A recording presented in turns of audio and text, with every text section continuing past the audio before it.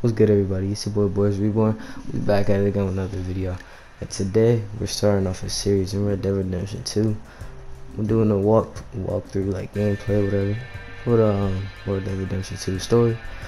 Just here to tag along, you feel me? Getting used to the game, showing you, just saying there's no spoilers. Y'all see it with me. I'm not saying nothing. So basically how this is gonna work, we're gonna walk through every cutscene, every game, every gameplay, show you all the gameplay, whatever. If you guys want me to do this for any other game, let me know down in the comments. That's what it's for. And if you can, leave a like for me.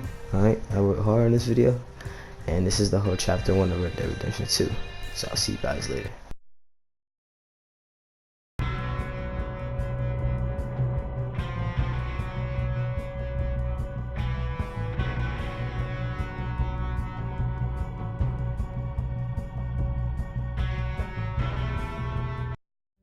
Okay, to start out Red Dead Redemption 2, we start in a snowy atmosphere where we are struggling to get out of here because whatever happened before, which they're explaining is like a boat job, we failed.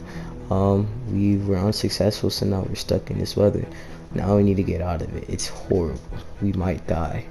So now as we keep on walking to find whatever civilization, shelter, or food, we stumble across someone. And as the fog or mist appears, we find someone called Micah. Micah is a part of the gang, Dutch Vandal, and Dutch is the guy on the right, and I am Arthur. I learned that from the subtitles, obviously, and I played the game. But yeah, so we got our two characters. Make that 3 now. And he said he sounded like a party. Someone might be living up there, so let's go follow him. Fuck it. So as we go to follow him, we find a civilization or a little house over there which has a chimney on, so obviously there's someone inside. So let's go take a look. So we finally headed down there, and Dutch needs help because he's being attacked, so I shoot the guy. And also one of the reasons why we started at a shootout is because Micah found a corpse by him in the little basket that was by him. So obviously we need to protect our gang, and we clear them out to the point where there's only one getting away after I shoot this one. So eventually I start to run after him, shoot him a couple times, but I'm missing.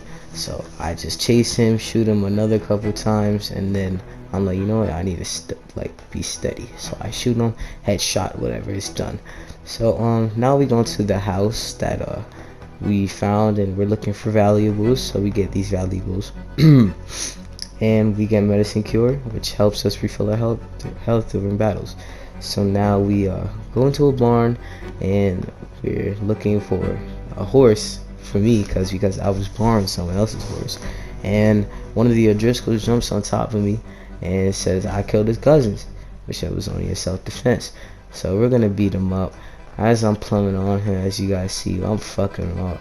Dutch is not even doing anything because he knows I had the problem. Like, Arthur's a scary man. He's a fighter. So now I have him on the ground, and we're gonna interrogate him. As we're interrogating him, we ask him where Colm O'Driscoll is. If you guys don't know, Colm O'Driscoll is the opposite gang leader for the O'Driscolls, as you guessed. He's like Dutch, but not like Dutch, because Dutch is good, I guess. Now we just keep him asking him questions, and we ask him eventually where he's at. So now we find out all this information, and since he's harmless and we beat his ass, he already got enough, so let him go, spare him. So now all I gotta do is pick up my gun, get my hat, and take the horse in the barn. Nice and simple, easy peasy. So as we go, I lead the horse back over here towards Micah in the house. Talking about Micah, he's messing with the girl Sadie. Her name's Sadie. I found it through a picture. Mrs. Adler, she was married. Yeah, so we don't know whose real fault it is, if she's being kind of scary or whatever. But yeah, I would be scared too in the situation if you was her. Think about it, in that dangerous situation. So anyways, about that, Dutch calms her down, comforts her. It's gonna be okay. And we take her outside to take us to the camp. Mind you, this house is burning down. We could have used it for shelter. So now we're heading back to camp, and as we're heading back to camp, we find one of the gang members, Lenny. Okay, So as we're back in the camp, this is a few days later in time, and the weather is still bad. It's horrible. But talking about people, John Marston is missing, and Abigail is his wife, you could say. They're not technically married, but yeah. So Marston is missing. If you guys don't know who John Marston is, John Marston is the main character from Red Dead Redemption 1. So yeah, this is a prequel, if you guys didn't know that. So this is what we're doing. And on the search for Marston up in the mountains, we find him under a rock with serious scratches and injuries that I don't think he could walk, if you want to be honest with you. He's like badly hurt. So as we are nice people that we are, we pick him up and help him. And even though, look at him, he doesn't even look good at all. He looks terrible. So yes, let's walk him back to camp. But as you see, we run into 3 wolves on the mountain, and we gotta confront these wolves because John Marston is not in a fighting state, and Javier needs to help him. So we get 1 wolf, but the thing I don't like about the sawed-off is it's horrible. Like it's a bad gun. It's only good close range, like really close range. It's not even good like medium or close medium, if you guys know what that means. So yeah, we take out these wolves, and as we're riding down back to camp, 2 wolves come from each side, and we just need to take them out. And I try to go for the one on my side, but I miss. I hit him. See, I'm talking about that medium range. It just sucks. It's terrible. It's a terrible gun. We save John and Javier Escuela, and we take out the right one. Easy peasy, done. So now we escort John back to camp successfully, and now we're gonna care for him, whatever, and do what we need to get John back on his feet because he's one of the gang members. So now, like I was talking about, that Driscoll that we were like beating and threatening or whatever, interrogating, he led us to his camp. So now we're going to his camp with Dutch, and we're gonna see what we can do. Como Driscoll has a big target on his head from Dutch because of the things he done to him in his past. So now as we go on the mountain, we're scouting the place out. Arthur with his binoculars, and now we're gonna see, scouting out the place, see the horses, the houses, whatever, all that good stuff, and we're ready to get some shit. So yeah, get ready for some shit to go down. Okay, so Arthur is led by Dutch to make the call. Either he takes the charge or Dutch does. Obviously Arthur is not going to be dumb, because he thinks he's a leader and he takes the charge. So as he takes charge, we gotta take out all these Driscolls, you know. So we're shooting out, we're spraying, we're killing these people. So we're just gonna clean this place up. Driscolls, me and the gang, Arthur and the gang, actually, not me. But yeah, this should be something light. Shouldn't be much of a problem. So yeah, easy peasy. We done with this shit. So now we got everything we need. We're looting bodies, whatever. I find some ammo, right? Because remember, we need stuff. We're like horrible in like stuff. So now we see people, more just goes coming through the trees, the forest, and then we just like destroy them. We like murder them. Like there's no more after this. So look, like brutalities everywhere. Like it's horrible. So now as we clear out this forest, we just loot more bodies. And let's just finish out these last 2, then we should be good. I'm not gonna lie, overshot on TV. I'm so stupid. So yeah, as we clear it up, and we're not gonna talk about that, but one O'Driscoll got away, and you know me, I always have to go for the last one, or Arthur does, whatever. So they told me to come and get him. They wanted to keep him alive so we could have like what do you call it, a lead over them, whatever you want to call it. And now we got a hostage of an O'Driscoll, which is a benefit to us. We then take the O'Driscoll back to our camp, where we either have choices to take care of him or we can kill him. It's all Dutch. Alright, so just know he's at the camp held hostage.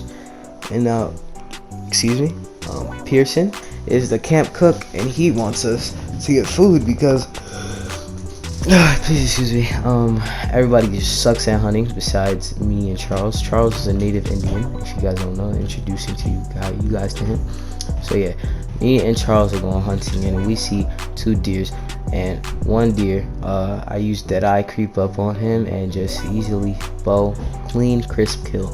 Alright, so now we need to find the other deer, because Pearson requested like for days to feed, you know. So I get this other deer. He's like heavily, he's incapacitated. Yeah, incapacitated. I always get that word wrong. And now we're just gonna finish him off. He's in pain, like Charles says. So we just stab him. Rip to beer. F in the chat for Bambi. Alright, now we just killed Bambi, sadly. Now we're gonna get our white-tailed deer and get our horse and go back to the camp. Now we're gonna stow the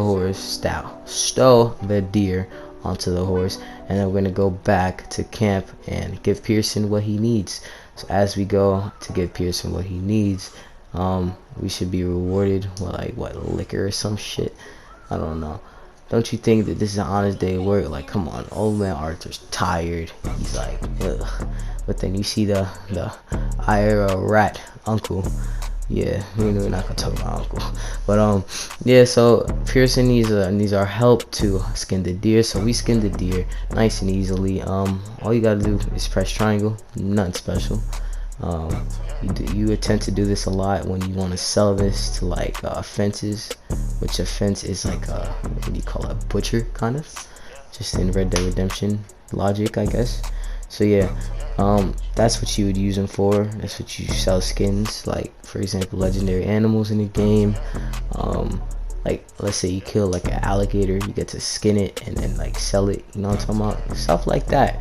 That's what makes the game interesting.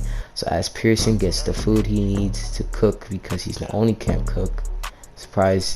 I'm surprised that like Abigail or any of the other girls of the camp that can't cook. You got the fat boy cooking. No offense to fat people, but like that's tough. You feel me? So a few days pass, and now we're just waiting for hope, and finally that train job.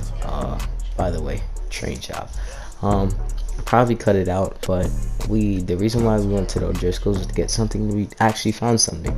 We found plans that the O'Driscolls was gonna rob a train, Leviticus Cornwall's train. If you guys don't know who Leviticus Cornwall, I bet you guys don't.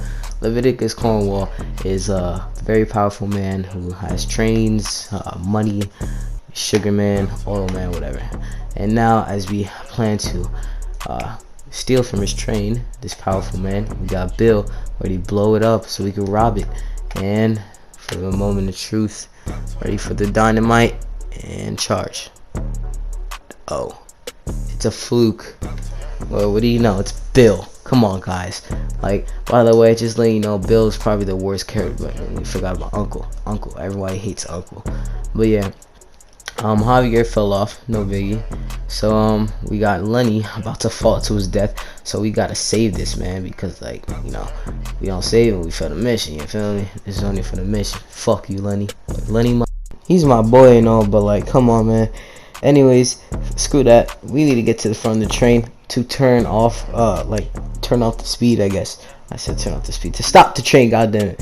Alright, so Lenny wants to go in the quiet way, so he's gonna go stealth mode and just stab this guy. I want to shoot this guy in his head, I'm not even gonna lie. So now I'm thinking that, you know what, we gotta go stealth mode too. So we're gonna take cover at each corner.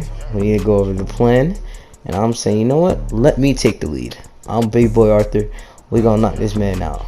So I shank him right in his shoulder. I don't know how he kills him, question mark. But then I hear that someone found out, so I'm like, oh hell no, that's not right. So now we need to kill this man. So now I'm using Deadeye. She was lucky tuck, you feel me? You know what I'm saying? But yeah, we cooked him, like he's done, killed. So we executed this man. We just killed this man's life. And now we keep on proceeding to go on. So we shoot the guy in front of us. Well, you know, we're getting closer to the front of the train, as you guys see the steam. We take out anybody who's in our way. Light work, quick, easy, something light. You feel me? Alright, so we keep on moving up, and as we go into the train car, we're looking to a cutscene. I get smacked by a shovel, and somehow I'm not knocked out. I need to break free of this bitch ass. The conductor, what the fuck is you doing, my nigga? And now, I just gotta beat his ass. About punch. Yo, the fuck thing you doing, bro? The way I'm punching looks so weird. But yeah, get him off the train, bro. Bye. So yeah, my man's is off the train. Now, finally, we're about to achieve for what we've been all waiting for. Stop the fucking train. Jesus Christ. now you can finally start the train, and we get our valuables. But no, this whole this secret army that was in the train the whole time, they didn't want to come out and defend their people, so we just got to clear them out. And as we clear them out, the people did not want to get out that was protecting the valuables, so we just blow them up, you know, kaboosh, nigga. So now we just blew them up, and now we're going to the train. And when I mean, there's values in that bitch, there's values. So I'm gonna go loot the train. As I looted the train, we come back to camp, and we're moving. We're finally moving. We got money now. We found some bonds. Bonds are like government papers that go for money, a lot of money. So now we're gonna move out of here finally. So now we're going to Horseshoe over by Valentine. Valentine is a town in the Red Dead Redemption game, obviously. Why wouldn't it be? So anyways, yeah, we're moving, and then our freaking tire breaks. Like, you for real? Only the dumbest things in Red Dead, bro. Seriously. So after 5 years of fixing his wheel, we are finally about to finish it. We just need to, like, you know, crash into the wagon, and it magically works, you know. Red Dead logic here. So yeah, we just fixed it, and we're on our way to Horseshoe Overlook in Valentine. Put our stuff back into the wagon, and as we head into our new camp, beautiful, it's not snowing. Finally, smells like happiness. Alright, so now we're at the end of chapter 1. I hope you guys enjoyed this video. Leave a like and subscribe if you want me to continue the series. And this is what's it called, chapter 1 done. Horseshoe Overlook next. See you guys.